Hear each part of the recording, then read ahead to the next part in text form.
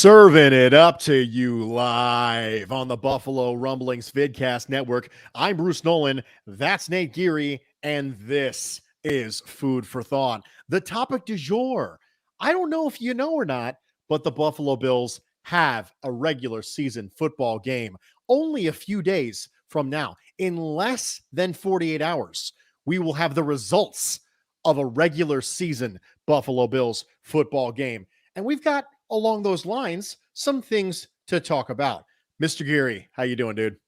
As the kids would say, football's back, baby. And football's back, Bruce. We're going to get to talk a little bit about that really exciting football game that happened yesterday. We're going to have an opportunity to talk to our Thrive Fantasy guest today, Tim Graham from The Athletic. We're going to talk a little bit about this new Bills Stadium. We're going to talk a little bit about the Steelers matchup. The departures of friends, old and new. So we've got a jam-packed hour here for everybody. I'm excited. And let's dive right into it. Along with the Steelers and the stadium, we have other topics that start with S. And really, the most pressing topic of today, I think we can all agree, soft serve ice cream. Now, I was having a conversation with my wife recently when she said, you know, I think I like soft serve better than real ice cream. That was the actual comment. I think I like soft serve better than real ice cream. And I said, okay, we need to do a better job of delineating ice cream that is soft serve from ice cream that is traditionally scooped. So I think I'm just going to go with scooped ice cream versus soft serve. Hard versus soft. Yeah, hard ice cream. It just sounds weird when I say it that way, Nate. I don't know why. Hard ice cream versus soft serve, but machine ice cream, right? The originated of the machine ice cream. And for me personally, soft serve ice cream, because of its lack of diversity in flavors, will never be as significant as traditional scooped ice cream. In traditional scooped ice cream, there are so many different types of things you can pull off because you have the ability of implementing chunks, which you do not have the ability of doing in a soft serve machine, lest the machine become damaged. So for me, it's pretty clearly in the span of soft serve inferior to other ice cream. My wife disagrees. Nate, where do you fall in this ever important debate? I fall directly with Ms. Nolan because she's going to be Ms. soon if you keep taking up these terrible ice cream takes, Bruce.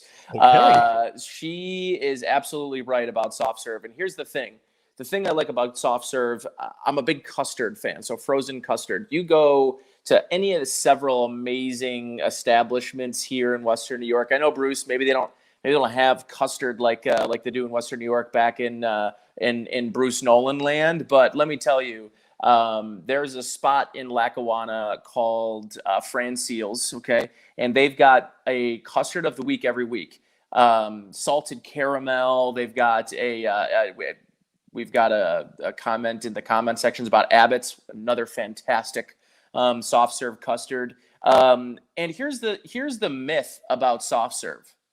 You can put chunks in it. Have you ever heard of a blizzard, a flurry? What else are they called? Mix-ups, whatever you want to call them.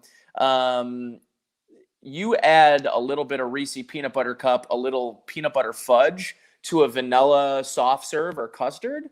And we're talking about realms of texture. We're talking about creaminess that you're just not getting with hard ice cream. Now, listen, there's a time and place for hard ice cream. I am not a hard ice cream hater by any means or any stretch of the imagination. But soft serve, to me, I'm often way more in the mood for soft serve than I ever am for quote unquote hard ice cream. So yeah, man, I'm just a custard guy through and through. I have been my whole life. Will continue to be till I die.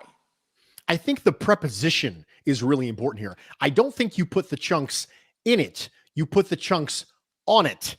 Because if it was in it, it would come out of the machine. Then you have to use a separate machine. That's a completely separate machine. Now you're introducing multiple machines to attempt to get a reasonable facsimile of the type of flavor profile that you already got from your hard ice cream. I'm just saying. Bruce, you a wine guy? Saying.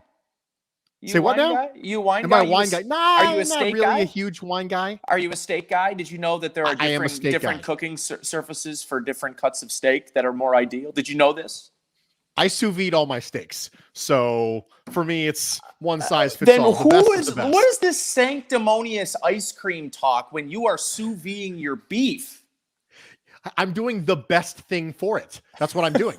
I'm doing That's fair. I agree I'm not with here to argue with that. Efficiency. I'm all about efficiency. So on the less efficient note, and quite frankly, a sad note, in the last week, you and I have come across two of the members of the Buffalo media market who have stayed with their current company but have left to go cover other teams. Marcel Louis-Jacques of ESPN, who was just recently on this show, stayed with ESPN, is now covering the Dolphins. Matthew Fairburn of The Athletic, his partner, Joe Buscaglia, who was also a guest on this podcast, he is still with The Athletic and is going to cover the Patriots. Now, hey, when you're good, people want to pizza you. And I have said for a long time that I have lived in many different media markets across the country, and that the Bills' local beat reporters and the media we have locally in Buffalo is as good as any group out there. And it makes sense to me that they would be taking their talents to South Beach and taking their talents to Boston, because when you're good, people want a piece of you. Yeah. And so this kind of came up. So we want to make sure we say bon voyage to Marcel and to Matt. Matthew Fairburn was actually the first podcast I ever listened to. I shared this story when I was on with Joe Buscaglia. And Joe and Matt, for the Buffalo beat, at the time it was the Bills beat, were the first podcast I ever listened to. I never listened to a podcast at all until then. Not just a Bills podcast, a podcast. The first podcast I ever listened to. We're not bad luck. Chris Janke says, please don't bring Sal onto the show, Bruce. We are not the kiss of death here at Food for Talk. I promise you that. We are not the kiss of death. But we wanted to take a moment and say bon voyage and good luck to two people who I think have done a tremendous job here. I know that, Nate, you were very close with Marcel. Matt Fairburn has done a tremendous job. One of the better long-form writers in this industry with Matt Fairburn. And we just want to take a moment and just congratulate them on their successes and wish them well in their new homes. Yeah, you mentioned Fairburn, and I'll start with him. Fairburn was the very first guest I had on my very first Saturday afternoon Sports Talk Saturday. He has been around for, the come up with Fairburn is notable, right? Like, he was in the previous position that we now see Matthew Perino in over at New York Upstate, another good buddy of mine and another great, beat reporter on the beat. And, obviously Fairburn moves on from New York Upstate, goes to The Athletic, and continues to just pump out great work. Now, due to his relationship and his employer with The Athletic, I wasn't able to sort of have him on the show any longer with the frequency that I like to have Matthew on. But the first couple of years on my show when he was at New York Upstate, he was one of my greatest resources in terms of guys that I could have on as a guest that are both knowledgeable, can speak about the team, the intricacies of the game, and going beyond just talking about the game at surface level. And obviously Marcel is a good buddy of mine. I'm going to miss Marcel a lot because he's kind of my he was kind of the guy that we would do a lot of food exploring locally. Marcel might go out with a buddy or go on a date somewhere and be there, and the first thing he is doing is texting me like, we got to come back here, we got to. And unfortunately for those that are in the chat or here live, there was a lot of ideas about him and I putting together a food podcast, and that is no longer. So luckily we have Food for Thought, Bruce, that can tide me over and fill in the gaps that I'm losing from losing my good friend Marcel to the worst sports city in the continental U.S.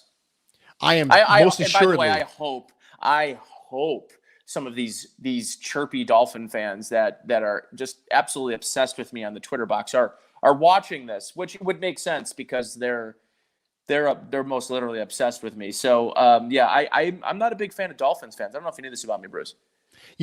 That's the rumor going around about you. Well, I certainly will tell you one thing. I am not up to the task when it comes to replacing any sort of semblance of Marcel Louis Jacques in the food for thought with the what would might have been as far as a food podcast with you and Marcel. So just rest assured, I am most assuredly not up to the challenge. I think one of the things that was interesting about this particular Bon Voyage message is that a lot of people on the Twitter box and around the interwebs in general were like, oh man, we're losing these people. And it started to come up because they went to division rivals, right? Because Marcel went to Miami and because Matt Fairburn went to the Patriots. It kind of brought up this, concept of betrayal, right? And I think I just need to make sure I get up on a soapbox for a brief second, if you will allow me here, and cover one very important thing. Stop projecting your fandom onto professionals. Don't do that. So they very well may be fans. They very well may not be fans, but they have a job to do. And them as reporters, their job is to report. And so the rule of no cheering in the press box exists for a reason. And it's because the information that you need may not necessarily always be the information that you want. And in a lot of cases, people's fandom has to be put aside. And in some cases, the lack of fandom actually provides a better product and a better piece of content for the people who consume it. So for me personally, when I look at this, I don't think that my content that I consume is lessened or bettered by the presence of fandom in the reporter who I'm listening to, because they've got a job to do. And their job exists outside fandom. So it's really unnerving to me. It's really irritating to me when I have scenarios when it's, I go through the Twitter box and I see, oh man, he's not a real fan. Or so. Okay, stop. Just stop.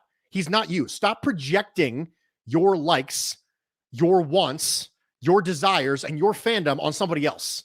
They're professionals. We're fans. I'm a fan. Right?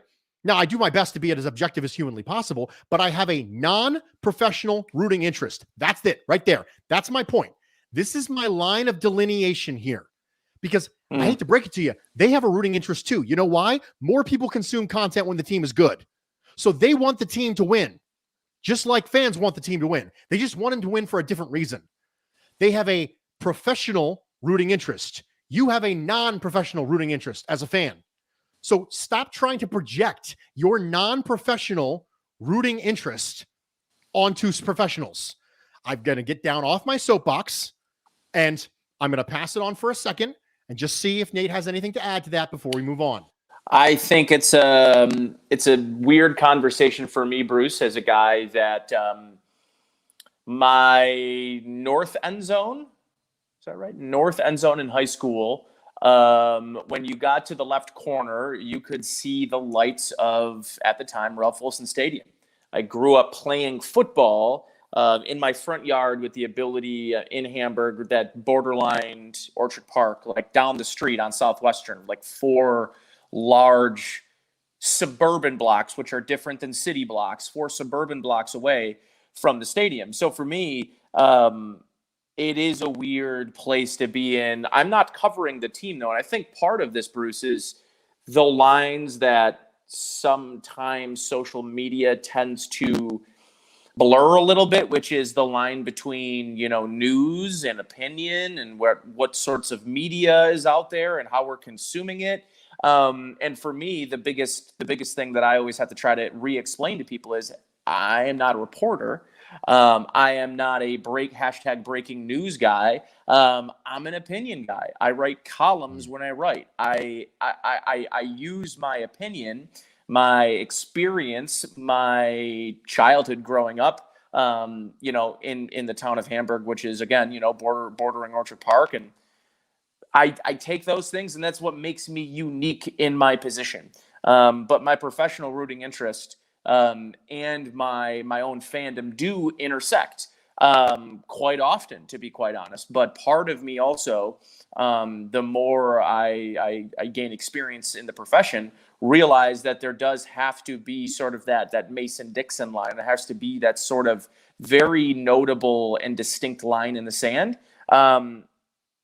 it's not easy to always notice that line or to acknowledge the line, but it's important when you have a media position. So yeah, no, I wanted to just kind of, because I think it's in the same breath of this conversation of not fully understanding when someone's job is to report the news and when someone's job it is to give their opinion about such news. So just these are things. Listen, when you come to Food for Thought, you're not just coming for football talk. You're coming here to, feel like you're in a Matt Perino University of Buffalo communications class. We want to be Food for Thought 200. We're a 200 level college class here at Food for Thought. Absolutely. And I said that I was going to do a podcast on the lines of delineation between hobbyists and professionals, between content creators and media, between reporters. And we are blurring the line, buddy. And at some point, I will do that. Instead, I decided to do a musical this offseason. So that was my trade-off. But moving along, we have a game to talk about. And one of the things that I think is the most interesting thing about this particular game when it comes to the opponent that the Buffalo Bills are going to face is that the Steelers are in this weird pivot point in their franchise's history. They brought Ben Roethlisberger back for 1 year. They drafted a running back in the first round. This is a team that more so than potentially even the Packers is all in for this year. So the thing that we've talked about with the Packers this whole offseason was this whole last dance concept with Aaron Rodgers and Davante Adams. Let's go one more show. Davante Adams' contract's getting ready to expire. Aaron Rodgers very well may be traded next offseason. One last dance. Very quietly, the Steelers are one last dance too. The problem I have is that I think the Steelers think they're Super Bowl contenders, and I don't think they are. But they're acting like they are. They bring Roethlisberger back. They draft a running back in the first round. Their offensive line is 4 rookies. They're saying, okay, let's go all in for this year. Nate, are the Steelers Super Bowl contenders, or am I crazy? Because they're behaving like they're going all in for this year. I would say they're Super Bowl contenders in the year 2000. And not take this team and reverse all of them back to the ages that they were in 2000. No, what I mean is they're built to win in the year 2000. They are a running, turn around, hand the ball off, and let's win with defense type of team. And this is a team that is heavy up the middle defensively. They have one of the best front sevens in the NFL. They have Devin Bush back, who I think is one of the best young linebackers in all of football. I think TJ Watt is the best pure edge rusher right now in the game today as it stands. Von Miller no longer at the top of that peak. This is TJ Watt's show, and he was paid as such. They have severe weaknesses on the edge, and we're going to talk some scheme here at some point in this show, and I'm really excited to do that because I think we saw a little preview of what's to come from the game on Thursday night between the Buccaneers and the Cowboys, and how the Cowboys try to deploy their offense against one of the best defensive lines in all of the league from top to bottom. The Bucs are just the deepest and best defensive line. This might be the Pittsburgh Steelers, if not the second best. They're in the top 5 conversation. So they're really strong at the middle defensively. And there are some serious question marks at the cornerback position for the Pittsburgh Steelers with Joe Hayden and behind Joe Hayden. So it'll be interesting how that plays out. But you mentioned it, 4 rookies, and Trey Turner, who is coming off of one of the worst seasons of his career, was cut by the Los Angeles Chargers. So we'll see, what this offense is. Can they protect Big Ben? Can they keep him upright? He is no longer, Bruce, the Big Ben that extends plays, that doesn't go down, that is dragging defenders and making throws down the field. He's no longer that player. So if he's not that player, what are the Pittsburgh Steelers? And I think that's what most people outside of Pittsburgh are sort of collectively saying is, what is this team? And I think saying they're a Super Bowl contender, I think would be out of touch with how teams are actually winning in 2021. I said before that Super Bowl contenders are people who, if they won the Super Bowl that particular year, the narrative that the media would drive around that would not be, oh my gosh, no one expected it. Because they're always going to take low-hanging fruit, right? If it's there, that narrative will come up. And if the team wins the Super Bowl and the narrative is not, oh my gosh, they came out of nowhere, no one thought they could do it, then in that case, they're a Super Bowl contender. If the Bills win the Super Bowl this year, nobody is going to say, coming into 2021, no one thought the Bills could do it. There's plenty of people out there who are picking the Bills to win the Super Bowl right now. So because of that, they're by definition a Super Bowl contender. So we got one more thing to touch on before we get to our guest, and that is, schematically speaking, what do you think you're going to see from the Buffalo Bills, Pittsburgh Steelers? So I'll go first real fast. And that is, I think that the things that the Bills do and want to do on offense fit in nicely with the weaknesses of the Steelers on defense. But the inverse is also true. The things that the Steelers want to do on offense fit in nicely with the weaknesses that I think the Bills could have on defense. And I'll tell you what I mean by that. So if you see the same fast trigger on Ben Roethlisberger, if you see the same average depth of target really short, those are the type of things the Bills defense is already going to give you anyway. They're already going to give you the short passes, keep everything in front of them. So the Steelers don't necessarily have to adjust anything in order to do the thing that they wanted to do in the passing attack. On the opposite side, the things that the Bills want to do on offense, which is run a lot of 11, run a lot of 10, potentially even play more 10 this year than we did last year. I talked about that with Greg Tomset a couple weeks ago. But if you have two tight ends and you're this deep at receiver, you could potentially see 15%, 10 personnel go all the way up to maybe 20, 25, 28%, 10 personnel this year. And the Steelers get weaker and weaker and weaker at corner the more of them you put on the board. So that's what I think I could see schematically from Bills Steelers. Nate, what do you think? Yeah, same thing we saw from the Dallas Cowboys. Listen, I think turning around and trying to hand the ball off into this defensive line, Stephon Tuitt, big Notre Dame fan here on this side. Tuitt's one of the best interior defensive linemen in the league. I don't think turning around and trying to power run with Zach Moss makes a lot of sense. It's not their identity anyways, to Bruce's point, and how they're going to try to sort of go at this Steelers defense. I think you want to stay away from the strength, which is up the middle. On the other side, Bruce, I think you could see a lot of one high safety looks from the Bills, which is a little different than what we're used to seeing from their traditional two high quarters, sort of keep everything in front of them defense that they run week to week, and what is known as sort of Leslie Frazier and Sean McDermott's base defense in that nickel formation. So I think the reason you do that is you force Big Ben to beat you deep early in this football game. You bring Jordan Poyer, you bring Micah Hyde down in the box as essentially an extra run defender, and assume that your outside corners and Taron Johnson on the inside can handle any potential deep shots down the field and behind them. So I think if you try to counter a lot of what Pittsburgh's trying to do, which is get the ball out early by getting some blitzes, getting some hands in passing lanes, and forcing Big Ben out of the pocket the same way you might try to defend Tom Brady, I think that makes a lot of sense and can give them some opportunities to maybe make a couple of turnovers on the other side of the ball. The Bills like to run a lot of three wide. We like to run a lot of three wide. Here with us on the Thrive Fantasy Hotline, we have Tim Graham from The Athletic. Few minutes late getting to Tim, so I feel a little guilty. I'm a little 2 minutes late getting to Tim. But, Tim, thank you so much for joining us, man. I really appreciate it. No, happy to do it. I've been looking forward to it, and I'm here for as long as you want, so you don't have to worry about getting me in at a specific time or me leave. Maybe I'll just stick around. I might be that house guest that just won't leave. Well, I certainly wouldn't complain by any means, because we could use the insight. And one of the things that we could use the insight on, before we even circle back to actually football, is one of those things that I'm not really good at. And I will openly admit that I am very disconnected from the Pagula Stadium conversation. I am very disconnected from it because I'm not a resident of Western New York. Because I'm not a resident of Western New York, a lot of those things, a lot of the things that are very salient to local fans of the team aren't as salient to me. Things like tax implications and things like that. They don't mean as much to me as they do to somebody who lives in Western New York and follows the Bills and is a season ticket holder and if experiences physicality on game day. One of the things I wanted to chat about was the report from John Warrow from the Associated Press in regards to a 60,000 seat open air stadium in Orchard Park.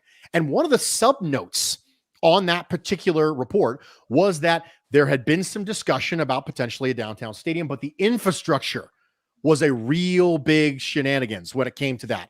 And I was thinking to myself how beneficial it was for a place like Indianapolis to be able to have the downtown infrastructure, to be able to have Lucas Oil Stadium there and be able to have Lucas Oil Field and have it as essentially a convention center. I have actually been there in the past for non-football related events. because of the way it's set up. Now, the infrastructure thing is something that's a little bit new to me.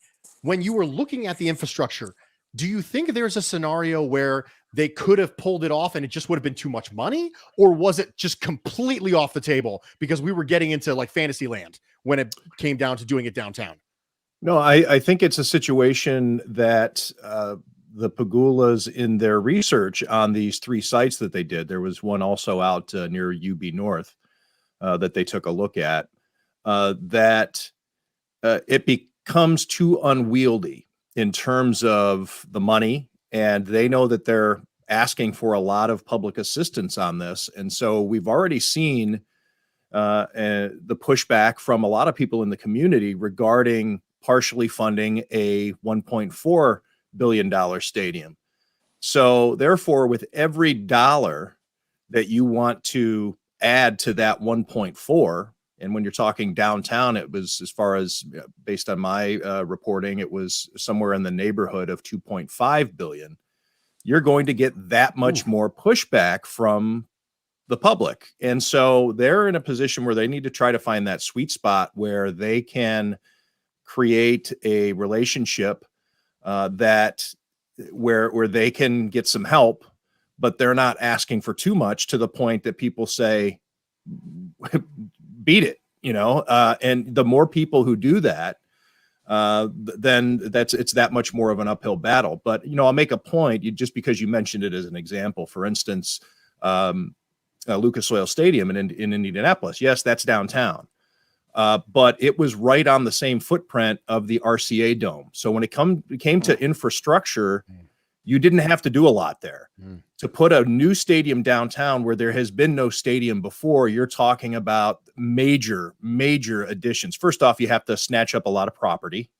That is, if everybody knows that that's your intention, the price tag's way up. So you have hundreds of millions of dollars worth of property you need to acquire.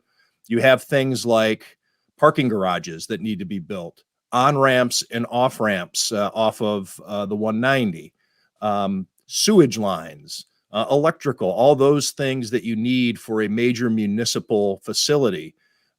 Whereas going across the street from Highmark Stadium is a minimal, we're still talking millions of dollars, but a number that I heard was about, so you're talking about maybe, let's say $900 million all right, I'll even dial it back because I don't know the exact number. Let's say it's $500 million of infrastructure that you need for downtown. And that's infrastructure stuff. That's, that's stuff that the city or I'm sorry, the state would have to pay for regardless.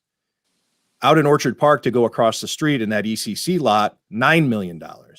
So you can see that where the appetite is and what such a lopsided investment you need to make in infrastructure in a new build as opposed to moving one, just across the street. Tim, how about revenue opportunities? How much does that play into their appetite to potentially know that the larger the price tag, not necessarily the larger the public contribution? So knowing that if they do want to do something bigger, if they do want to add more, piece of the pie themselves in order to, on the other end, generate more revenue, because that at the end of the day is sort of what the sanctimonious stance of the league is, which is new stadium, better economy, and more revenue opportunities for both the league and for the team. But there has always been this sort of myth that new stadiums, bring more economic growth. But I think part of that you might have a tough conversation convincing people otherwise, considering that a lot of these local economies during the lockdown last year suffered greatly. The local restaurants that are around in Orchard Park, you have families that have those private parking lots that rely on that yearly income. So I do get the hyper local economy effect of this, but how do you balance all of those factors in when you're the decision maker in this process of what to do? Like, is there a reality here where the Pagulas are really going to be able to generate more revenue by building this? I don't know. I don't want to call it a cathedral because that's more or less what Dallas has. This is going to be kind of like the Walmart cathedral or like the Kmart version, right? The chapel. Yeah. It actually goes opposite of what that old line of thinking was about. Oh, what an economic engine this is for Western New York, and we can't afford to lose the Bills. This $1 billion company, if it ups and leaves, we won't be able to respond. But that's not the case. The money will just be spent in different places. It's the entertainment dollar. It will be spent at the theater. It will be spent at the bars. The money doesn't go necessarily to the people who park the cars in their front yards there in Orchard Park. It would just go to whoever gets that money somewhere else. And the concept of public funding of a stadium, it only works or seems to work in major markets. So the smallest privately funded. All right, let me roll this back. Let me give yet a third attempt to spit this sentence out. The smallest team-owned stadium in the NFL is Miami, which is like 18. So that's really big, number one, but it's also a bit misleading because it's Miami. Similar to, that's a sexy market. That's a Super Bowl location. Yeah. That is out and there's a lot of property and a lot of development that could be done around that. So you're also looking at Foxborough, MetLife Stadium, SoFi Stadium, and Jerry World. You're looking at these areas that have investment opportunities for ownership that can be done around that stadium. I think it's pretty clear that in the 51st market in the NFL, even as the Pagulas have tried to invest in downtown, we're seeing them get out of those, or at least some of those endeavors. Yeah. They're out of 716. They're out of the Blatt Brew House. They've gotten out of the Tim Hortons.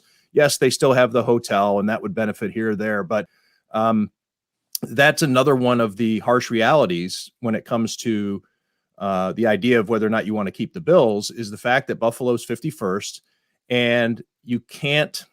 All right, I know this is loaded for me to say this. You can't expect the owner to sink all 100% of funding into a stadium and really not get much return out of it other than a place to play. And I know that seems, you could probably roll your eyes and say, yes, we can. And I would actually probably be of that belief. Yes, you should pay for your own stadium, but that's not what the market dictates. There are locations that will gladly pony up the money. I don't think there are really any on the table here. With the case of the Bills.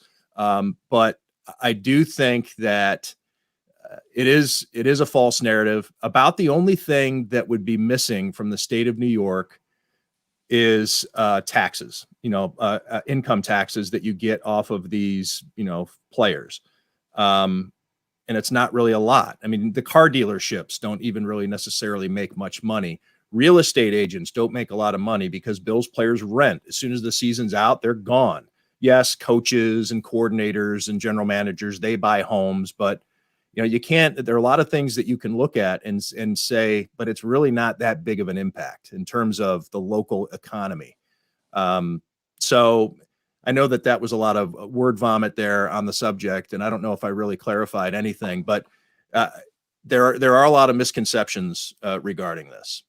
I think I might bid to change the name of the podcast to Word Vomit because that's really what this whole show is about anyways. So Tim, I think my last follow-up to this before I pass it to Bruce, if he's got anything else on this topic, I think this is part of why we wanted to have you on. This is a fascinating aspect, side show sort of to the reality TV show that's taking place in the real season here coming up soon. But how much, and I hate to make it sound like I'm making this political, but what are there political ramifications about the change in governorship and having Kathy Hochul, a local, Buffalonian, taking over the highest seat in the state?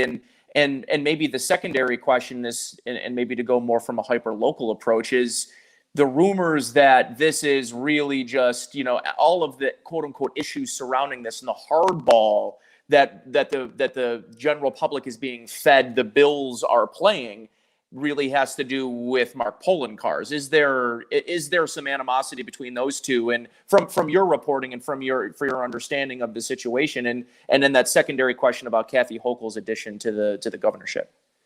Yeah. Okay. Well, let me take the Kathy Hochul part first. I think it's a big help for the Bills. It's a big help for getting a deal done. As we can see in the immediate aftermath of Andrew Cuomo's resignation, we saw a lot of little things getting done in terms of government doing its job. And we're talking about transparency, freedom of information law requests being fulfilled, different committees actually getting some things done, because, Andrew Cuomo was he seemed to have his fingers in everything and wanted to slow things down, and was always, trying to be the master manipulator. Kathy Hochul seems to be letting government flow a little bit more. Hopefully that leads to more meetings, more constructive meetings. I know that prior to Kathy Hochul taking over as governor, there was some leaking going on in terms of information getting out. Probably you could include in that the original story that really got everybody spooked in Western New York regarding the Pagulas wanting 100% taxpayer-funded stadium, which was a very misleading report. Kathy Hochul has said that these things are never going to happen again, or and all of a sudden these people aren't talking anymore. So, yeah, I think it's going to help. I think it's going to streamline things. Things will probably happen not in public. I'm not necessarily in specific agreement with that. I would like to see more transparency regarding the surveys that the bills have done. I don't think that they were done maliciously or there's any malfeasance involved, but I'd still like to see for myself what the reasoning of these reports are. I don't want to just take a spokesman's word for it, that this is the best place for us to put the stadium. And if there is going to be such a huge publicly financed aspect to it, then we should at least be able to see it. I'm not saying that the public then gets to vote on it and then the whole thing gets bogged down and we're looking at Bass Pro being put never existing in Western New York. So I'm not saying that the public needs to infiltrate the system, and because then I think you need to let your elected officials handle it. And I don't know. I just seem, from everything I've heard behind the scenes, I've heard that Kathy Hochul's presence has been a positive. And the fact that she is from Western New York really helps. I think that $1.5 billion, when you're talking downstate, I don't know how many people really pay attention to what something $1.5 billion in Western New York. Yes, it's huge here. Larry Quinn made a good point in one of the Buffalo News article that, the Buffalo school system gets $1 billion a year, not just once, but $1 billion a year. So, yeah, I think this plays much bigger in Western New York, where Kathy Hochul has a vested interest in getting this done. And I don't think she necessarily has to worry what they're saying in Albany or what they're saying in New York City when it comes to this deal. And one thing that I also like to point out, too, unlike Ohio, where every team got a stadium over the past, 30 years, Indians got one, and then all of a sudden the Cavs got one, and the Browns left, and the Browns got one, and Cincinnati's two teams have one where they used to share a stadium. Everybody gets a stadium in the state of Ohio. In the state of New York, there's only one that the public's really going to have to worry about. It's not as though, or California, where, well, geez, if we give San Francisco money, then we're going to have to give San Diego money, and we're going to have to give LA. But no, you have this one stadium. The Jets and Giants play in New Jersey. The Yankees and Mets were mostly privately financed. Yes, there were some bonds and things like that. What are we talking in the grand scheme of things here? This isn't a repeated handout for sports teams. I'm not saying for the Pagulas. I'm saying just for sports in general. I get, we can throw in the Sabres too. Okay, so there's two arenas, one stadium and one arena. It's not as though this is the thing that is going to lock down local governments or the state legislature to say, we can't keep doing this. Well, you don't have to keep doing this. That right there, that concept of precedent and not wanting to overextend yourself and then being tied down to a specific precedent actually ties in with something you said earlier, which was this is a negotiation. And that's one of the things that I think that gets lost in this whole conversation is this is a negotiation just like lots of other negotiations. And that's specifically what I want to ask you about in the final stadium version of this question. And then if it's cool with you, you mistakenly offered to stay with us. So we're going to keep you all the way to the end. So after we're done with this, I'll do an ad read. We'll be done with brevity is not my strength, Bruce. And then brevity, we're just going to go. It takes me a long time to make my point. So I knew that I got a chuckle when you asked me to come on for 10 minutes. Well, you know what? It is fortunate then for us that you're one of the best long form writers I've ever read. So that works out well. It's the only way I can think, obviously. I can't spit out a quick and effective sentence. So I want to ask you about that. I want to ask you about negotiation, because that's ultimately what this is. So people are familiar with negotiations. They do it all the time. They do it with their spouses. They do it with their car dealerships. And is it really as simple as all the same tactics, all of the same psychological factors are at play with this particular negotiation as people would be used to seeing in their day-to-day lives? Is it really all the same rules, or are there specifically different rules, psychological, sociological factors at play in this negotiation, as opposed to one you might have with your spouse over what's for dinner? Well, I think the car dealership is the one we might want to stick with, because because the point I was going to make is that that when it comes to the stadium, or this particular case, the Buffalo Bills, there's a lot of scar tissue when it comes to the Bills someday perhaps leaving. And people were led to believe that the Pagulas were keeping the Bills here forever. You know, we heard the people crying on WGR, calling into the shows. It was one of my biggest honors to break that story, to say that the Pagulas have been selected as the next owners of the Bills, and you're going to keep your team. And they said all those things too, where the Bills aren't going anywhere. And I still believe that. But in these negotiations, the threat of departure is now back. And that brings a lot of anguish, a lot of PTSD, not to make light of actual PTSD, but I do think that there's some literal aspect to that. People hate the Pagulas right now because of the Sabres. And because of other things, the businesses, things during the pandemic, all those layoffs, people love to hate the Pagulas right now. And that original story that came out saying that the Pagulas want 100% taxpayer funded, and as misleading as it was, and as one-sidedly sourced as it was, it opened up all that scar tissue. And it really gave PSE a hard-fought battle to get back to even in terms of the discourse on this subject. Because what happened after that original story ran? You had 2, 4, and 7, and every other media outlet going to a elected official, putting a microphone under their chin and saying, "What do you think of this? The Pagulas asking for 100%," which they hadn't done really. And of course, what are they to say? It's outrageous. And so now you have this. So, anyways, there's an emotional component to this that is unfortunate, but it also, in some ways, can help get the deal done faster. But I think so far it has been used pretty nefariously by one side over the other. And it's gotten some headlines where it shouldn't have. But I think that in a perfect world, these negotiations have been done with a lot of work and a lot of headway having been made before anybody knew that the negotiations were even taking place. And so it got off to a really bad start, and it's probably going to be uncomfortable to cover this, or at least as these updates come out, it'll probably still remain uncomfortable until the deal's signed. And I think for me, Tim, where I'm then led to is this place of how they,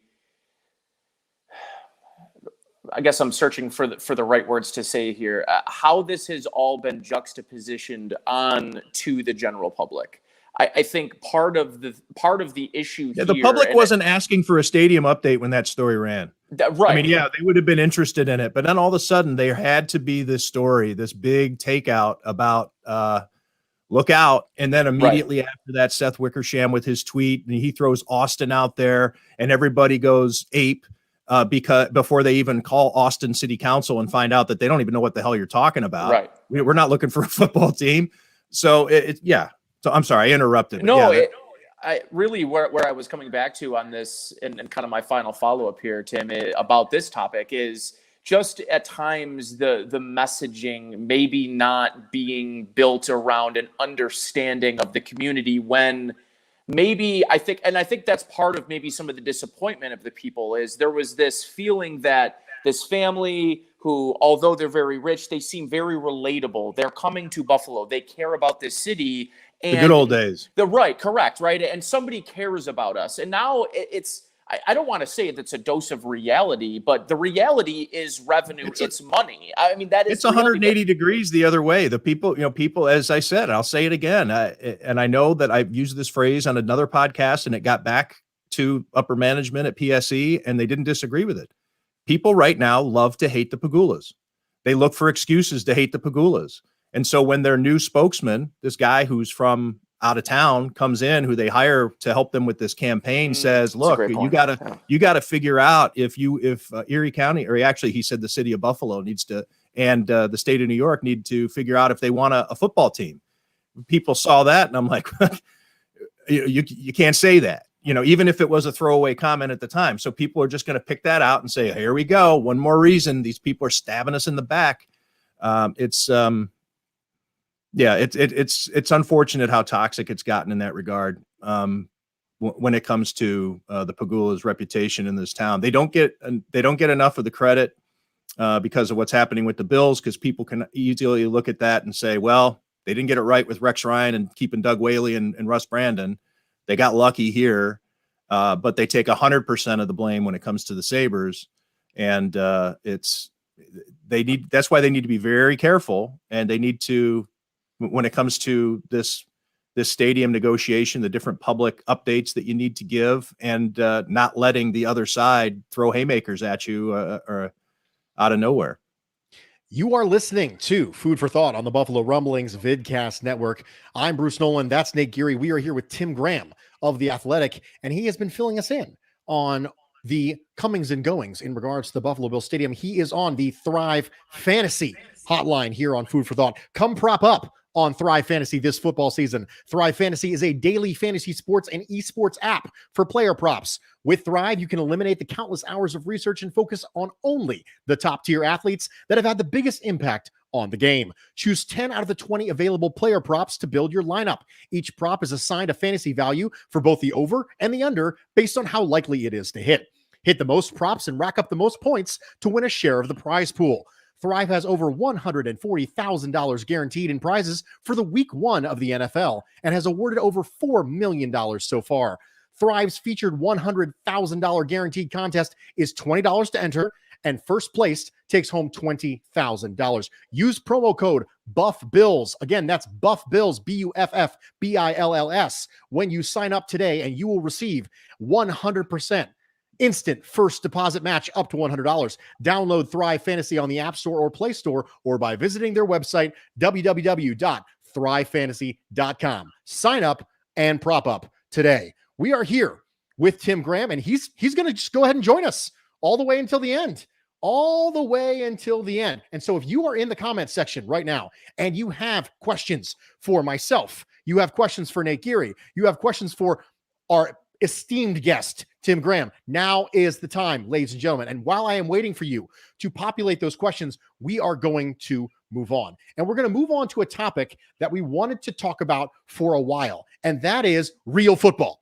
We wanted to talk about real football. And now we actually have a game, a good game, one of the best season opening games I have seen recently, and a game that a lot of people thought was going to be a blowout in the favor of the Tampa Bay Buccaneers. But Dak Prescott had none of that. He said, no blowout for you. No, thank you. Even if my ball doesn't have quite the zip that I want it to have, I'm still going to make this a game. So we're going to go around the horn here. We're going to go to Nate first. We'll go to Tim. We'll come back to me. Biggest winner, biggest loser from the game you just watched. Nate, take it away. Biggest winner. Biggest winner has to be, I think, the Dallas Cowboys offense. I know a lot of folks on the Twitter bot yesterday were talking about the $90 million running back that they essentially ignored the entire game. And I say brava.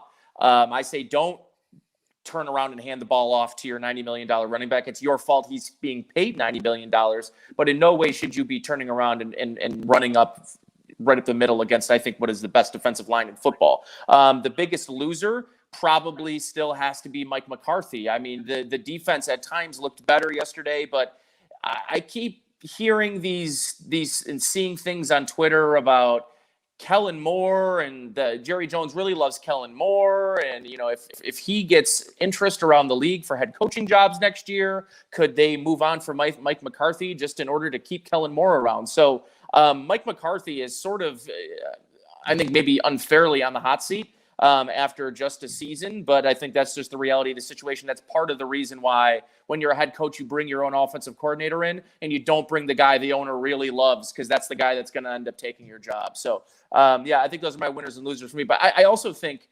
everyone's a loser because at a certain point here, I'm just wondering, like, when Tom Brady's going to make me stop feeling bad about what I'm about to do at 30 years old.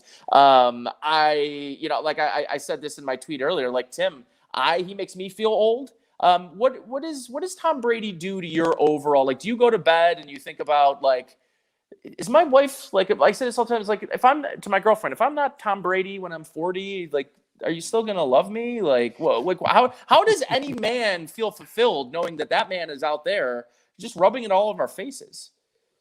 Well, I just turned 50, so that's in my rearview mirror, and I've already come to grips with what I will not be in life. And Tom Brady isn't one of them, Tim? No, I'm okay with I'm okay with how things have turned out. My biggest winner last night is Rob Gronkowski. He really showed us that he has a lot left. People were wondering. In fact, in one of my fantasy leagues that I'm in, I took a look during the game last night. He was still a free agent.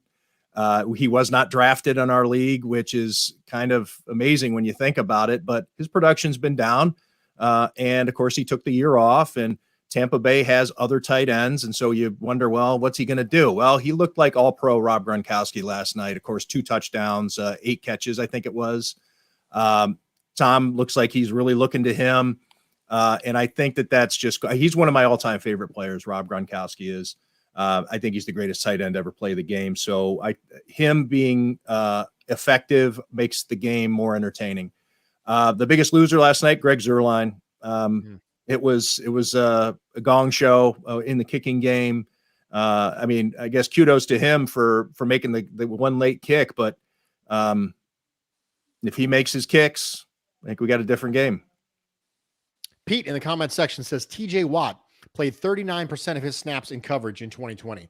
Good or bad game planning? I think, quite frankly, it's just what you get when you get a very traditional 3-4, which is what the Steelers are, one of the last bastions of that really old traditional 3-4. Keith Butler will cling to that with his dying breath. And one of the things that 3-4 outside linebackers have to be able to do is drop into coverage. And that's always going to be a factor of that, whether they necessarily like it or not. If you remember correctly, when Rex Ryan came to Buffalo, one of the discussions was Mario Williams all of a sudden dropping in coverage.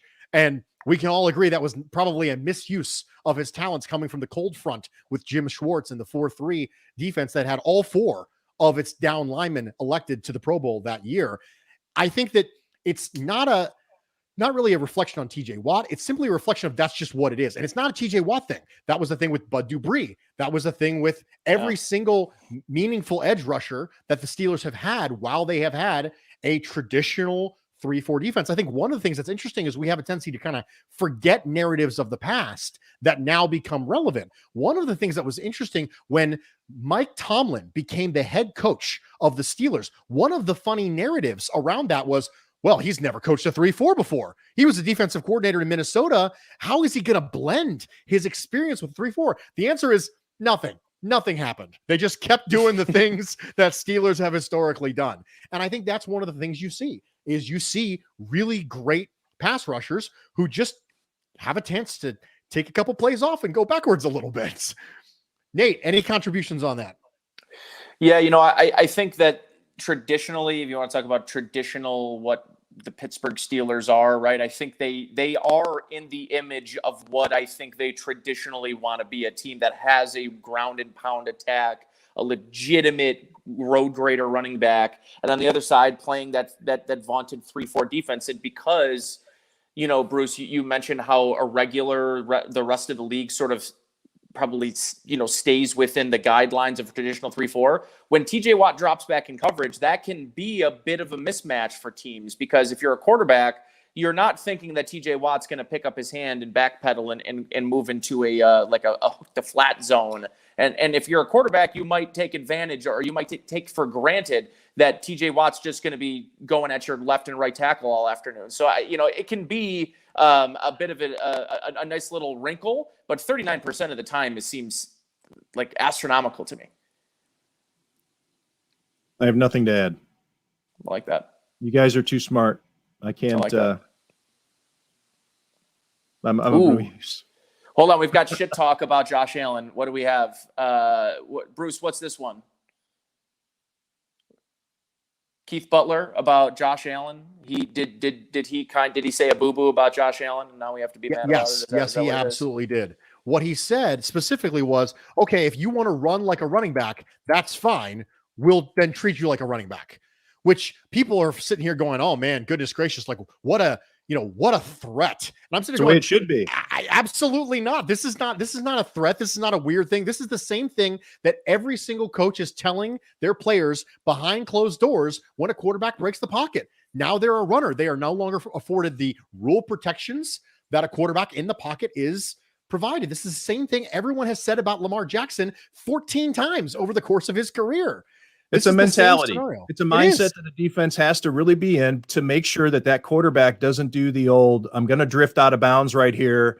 The defensive back lets up. And so then the quarterback zips up the sideline for 5 free yards, or he cuts across the middle, and you see that quarterback there. You're trained not to touch these guys in practice. They've spent all their practice time not touching the quarterback, getting yelled at for getting anywhere near the quarterback.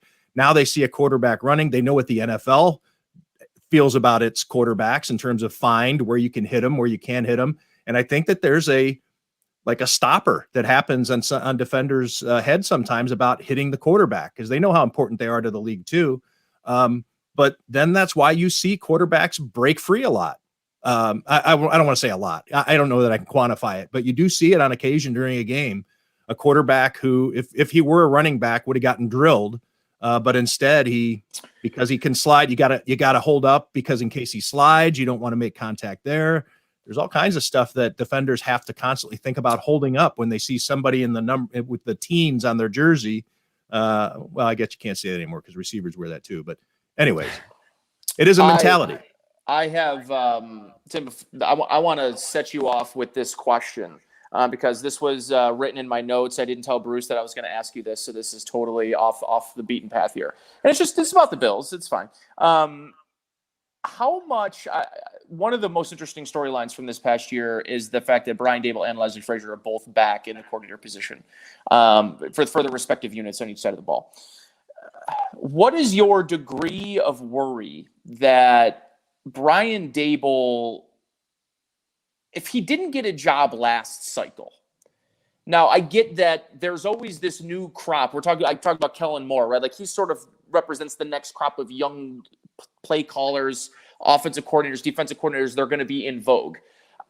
Like, do you see Brian Daboll almost regardless this being his final year as the offensive coordinator in Buffalo? Or do you believe that there might be this level of staleness when a candidate gets in the cycle enough times? We're talking about Eric Bieniemy, right? Like, why doesn't he have a job outside of the fact of the underlying race issue that exists there? But like, I wonder if there is a level of staleness for Daboll in the head coaching cycle, because if he was getting a job, it had to be last year, I think, anyways. Yeah, and the offers or the interviews weren't exactly flying around for him last year, but some of that has to do with the fact that the Bills made it to the AFC Championship game and the rules that are in place, and obviously, people want to fill those positions. Maybe they didn't want to wait around to interview Brian Daboll, so that may have hurt him. I know that he still wants to be an NFL head coach, that he's not given up on that. It'll be interesting to see. I don't think that his window is closed, but I think that the window, people have had their chance to hire him if they wanted to. They haven't. However, when you have a quarterback like Josh Allen and a team that can go deep again, that adds to your body of work in a very significant way. This isn't somebody who had his great seasons 5 years ago as a coordinator or whatever. He's got all those rings from being a position assistant, not from having a high degree of game day impact. You know what I mean? But he's still building that resume. That the meat on the meatiest part of his background is still growing. It's still getting stronger, or theoretically should be. I mean, with my expectations of what the Bills and Josh Allen and the offense are going to do this year, a guy who has Josh Allen and Stephon Diggs at the controls, he's at their control. I think that he could still add to it, but you made a great point, Nate, there with there's always the young hot guy we haven't heard of yet, because that seems to be how it works. A young assistant is a quality control coach one day, and 5 short years later, he's a head coach or a hot candidate, Adam Gase, for instance. So the media machine because it likes to pump up the clients of certain agents when it comes to coaching candidates. And it's funny because you see the media, some guy that you really aren't familiar with, and then all of a sudden he's the next hot thing. You remember when the Bills hired Doug Marrone? All of a sudden, Doug Marrone is the must-have candidate in the NFL. With a 500 record in college. Yeah, what the hell? So there's all kinds of those guys. So yeah, Brian Dable, that's the only thing. Again, word vomit. He's a known quantity. So that's the discouraging part of it, but I think he still has an opportunity because of the fact that he's in the best part of his career. He's still going through it. And that is going to keep him alive. The fact that you can have a known quantity at an offensive position, which is so well thought of now in the NFL, bringing in someone who is offensively minded, who oversaw the development of an extremely raw quarterback and has recommendations from Sean McDermott and Bill Belichick and Nick Saban, you would think this would give him a leg up. But there's, like you said, there's always going to be a hot new name. Mr. Tim Graham, thank you so much for joining us. Thank you for having. Thanks for letting me do it. This is the second time that you have allowed me to suck up a large portion of your time about stadium stuff and Bills stuff. And you've always been so gracious. So I can't thank you enough for taking the time and spending it with us. Why don't you tell everybody what you got working on, what's coming down the park for you, the Athletic. I know there's some changes. We talked about Matt Fairburn earlier this episode before you hopped on. We did a bon voyage to Marcel Louis-Jacques and to Matt Fairburn. So there's some changes at the Athletic. Why don't you tell everybody where they can find you, what you're working on, what's going on at the Athletic? Well, you can follow me on Twitter at by Tim Graham, BY Tim Graham, like a byline. What am I working on at the Athletic? Well, we're in flux. We just lost Matthew this week. And we're going to be covering our first game without him on Sunday. And I'll imagine I'll write something off the game like I normally do, but my day-to-day job might shift a little bit. I think that I'll feel obligated to help pick up some of that slack of Matthew's departure. I'm told I don't have to, but my guess is that I'll want to. And so maybe a little bit more breaking news stuff from me, a little more beat coverage.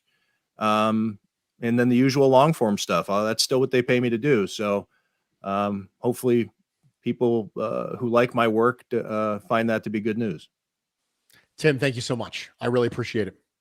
I'm grateful. Thanks, Tim. Take care, guys. Take care. I've never had a conversation with Tim that I have not enjoyed.